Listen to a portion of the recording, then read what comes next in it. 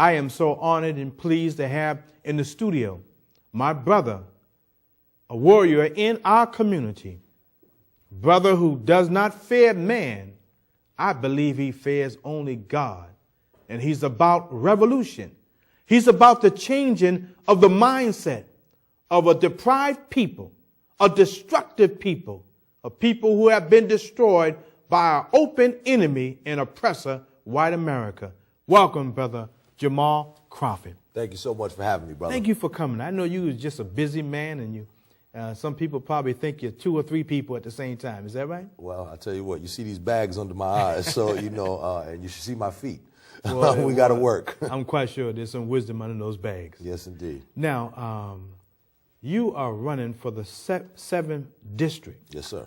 Tell me why you're running for the 7th district. Well, a couple of reasons. Obviously, number one, first and foremost, is because I love my community and I love our people, and there's a job that needs to be done. Mm-hmm. When I took a look at what the political landscape was, there were some other people who were interested in pursuing that office. And while they didn't, hold all my beliefs or even, what I would say is my fire, they still were candidates that I could support in good faith had they chose to go forth. And at that time, there was talk about the current councilor, Tito Jackson, possibly running for mayor. And of course, if he ran for mayor, he would have had to vacate his seat, and then those people were saying, hey, they would run. He chose not to run for mayor.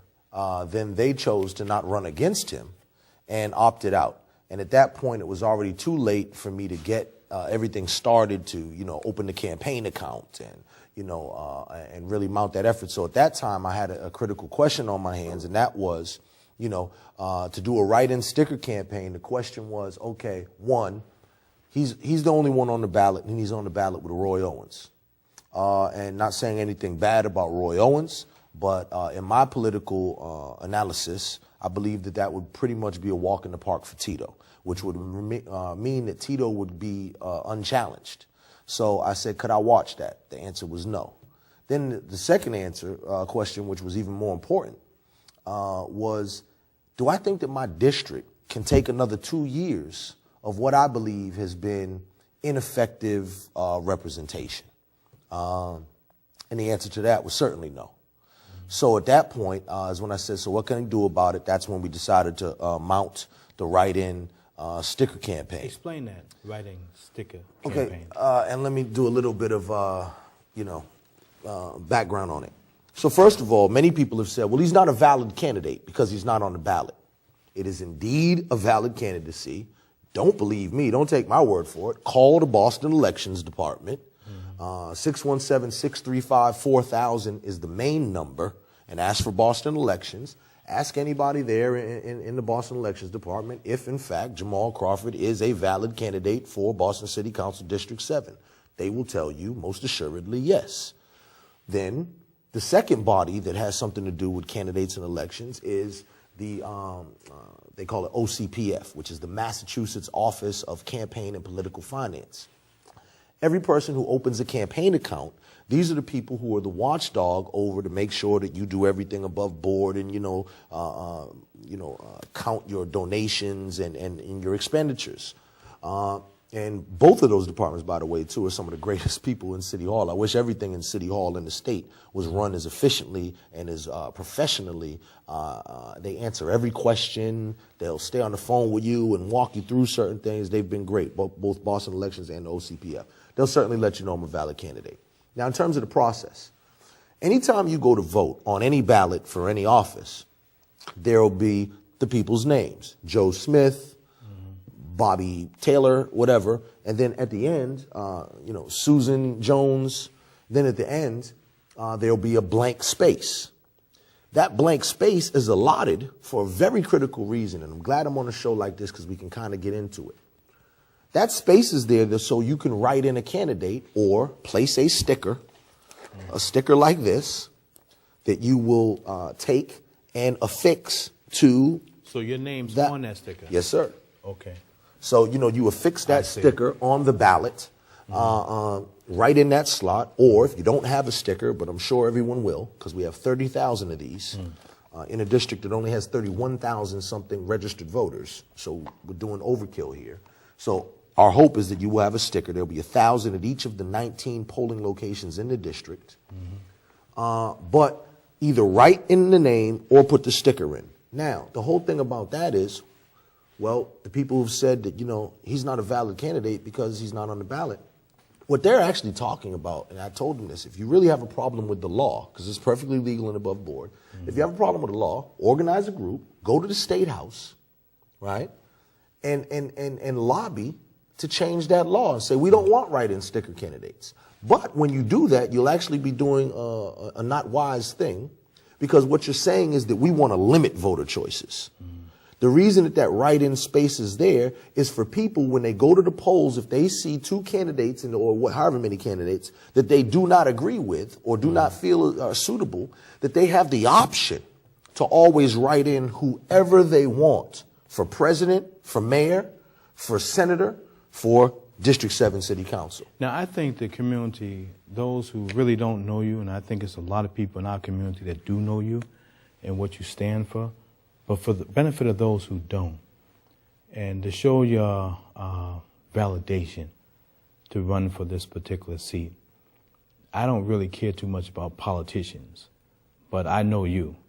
And let me just ask you, what is your take on the personal attacks and the attacks on Chuck Turner before he was incarcerated, and Diane Wilkerson, and then does that have anything to do with giving you the zeal and the spunk and the force from within to run for a seat like this? And then you've been keeping tab on the shootings that have been taking place in our neighborhood. And it seems like everyone in the police department that's in some kind of decision-making position are all white, and there are no blacks. But yet and still, the majority of our people look like us, who are getting shot down in the street from black-on-black crime and other reasons. So the DA, and then again, the controversy around the commissioner. Tell the community, what is your position on all of that mess? So that's three things on the plate. First of all, the situation that happened with Councilor Chuck Turner and Senator Diane Wilkerson. They are people who I have watched for the entirety of their career, which spans obviously into my youth. And so I've watched, and I'm the type of guy that pays attention. So I paid attention to both. Both of them had a remarkable track record of organizing, a remarkable track record of championing ideas. I was more closely aligned with Diane because we have some familiarity there in terms of a close proximity of a relationship with both of her sons and both of her nephews.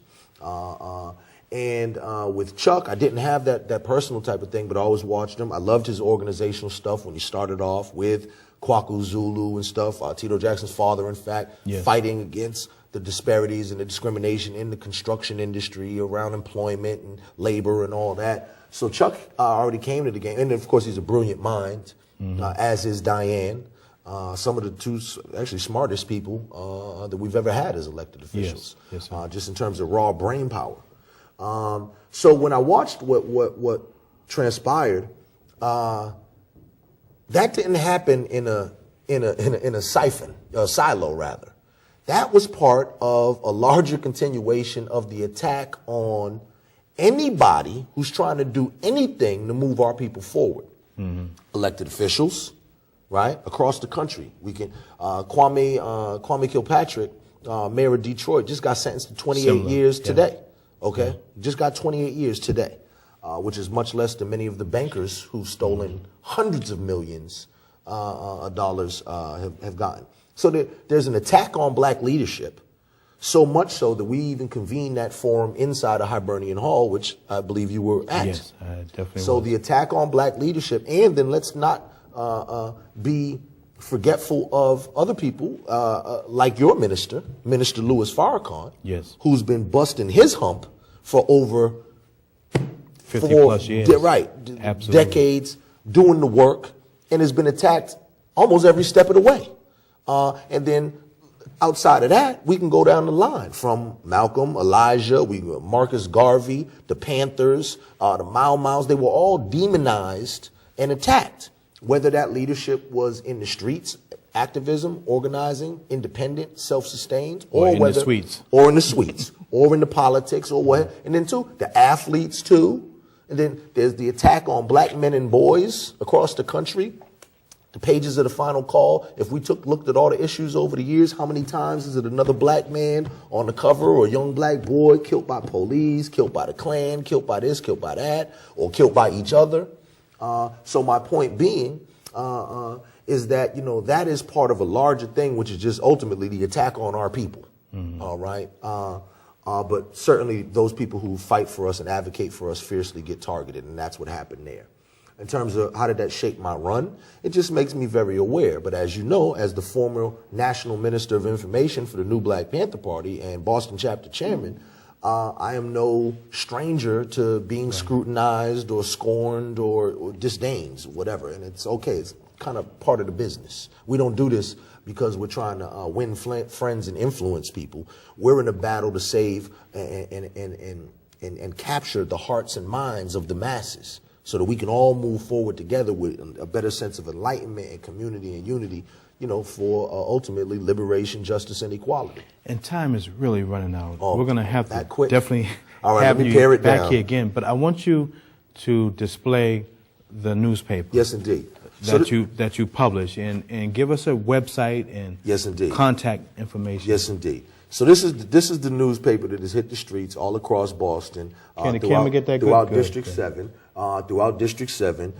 Please check it. In there you will find proof of my work, my track record of organizing. You will find photos of my work, so I can't make it up because there's actual pictures to prove it. Okay? The website is JamarhlCrawford.com. You see my name is spelled Jamarhl, and I know it's a funny spelled name.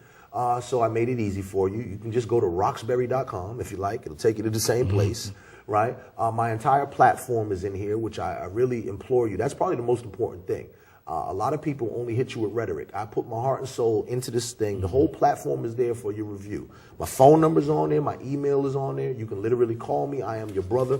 Call me at 5 in the morning. Call me at 1 in the morning. Whenever you want to call me, if I'm awake and I can hear the phone, I will answer. On the web, you have the tracking of the shootings and that's how on the police department don't really. Now that's on the Blackstonian, which is our community effort that we've done. Publisher and editor of the Blackstonian, Blackstonian.com, BlackStonian, like Black Bostonian. Spell it one more time. BlackStonian, as in Black Bostonian, smushed together, right? So people can also check there. And yes, currently there have been 145 shootings at the last count. It could have changed while we're sitting here. 145 shootings since. How many were solved, if any? We haven't done that data. Okay. But overall, the clearance rate in our community is 17% overall. So you can find the information there, and in the backup on what you asked me before, you'll also find the information there on Dan Conley. You'll also find the information there on Police Commissioner Ed Davis. So we're going to have to look at that. Exactly. You have to look, and that'll give you even a better scope of where I stand, because the bottom line is all those people who have done things that have had a negative effect on my community, I've addressed it, approached it, and fought and organized against it. There are a lot of gatekeepers that keep our community down. Yes, indeed. As opposed to rising. Yes, indeed. Would you speak to that? Well, I think that at this stage in the game, we don't have the time, or there's no time to play around right now. Things are too critical. How many more kids need to die? How many more schools need to crumble or get closed, community centers? How many people need to be hungry in the street before we get it again? We're so desensitized, we're like zombies, and we're really not cognizant of all these things that's happening around us, because if we are, like people have asked me, why didn't you smile on your picture? Or I've been called an angry black man before. If you're not angry, if this stuff doesn't anger you, you're kids human. Going to sleep with it, your brain dead. That's right. So I'm very much invested and attached to this. I'm passionate about it in terms of like not just saying you care. No, I really care. I care so much that I do something about it. And that's what I really challenge all of the folks in our community to do. Intelligent brother, young at that. Thank you, sir. And your skills are well displayed and professional. Thank you, sir. Voting for you, when is the date? Tuesday, if you can November do the closing 5th. remarks on that. Tuesday, November 5th. Once again, I'm a write-in or sticker candidate, meaning you can write in my name, Jamarhl Crawford, even if you misspell the first name a little bit, it's okay. They've already told me they will count it as long as they can tell that you intended to write in my name, or you can place the sticker. Once again, the sticker that will look like this, the sticker that goes onto the actual ballot. So you can either write my name in or place a sticker. You'll see me out. We'll have a major announcement on Monday in Grove Hall. See us in the community. Once again, let me show the sticker. I have to give you the details later, but Monday in Grove Hall, you will not be able to miss us. So they can go to your website to find out what time. Oh, yes, indeed. Okay. And Monday is duly a good point to note. In honor of Columbus Day, one of our greatest oppressors. No good Columbus. He was lost. Lost. He was looking for India. You heard. And he called the people here Indians. Indians. And they say he discovered people who were already here. How you going to discover a Western Hemisphere like this? When was it lost? Ridiculous. That just closed that argument. Exactly. Thank you, Brother Jamarhl Crawford. Keep up the good work. Yes, sir. And the fight continues. There's no progress without a struggle. Yes, sir. Thank you so much. And I God bless thank you for all the work that you've done over the years. And I will see you on November 2nd. And I also further thank the Nation of Islam for their decades of work. Thank you so much.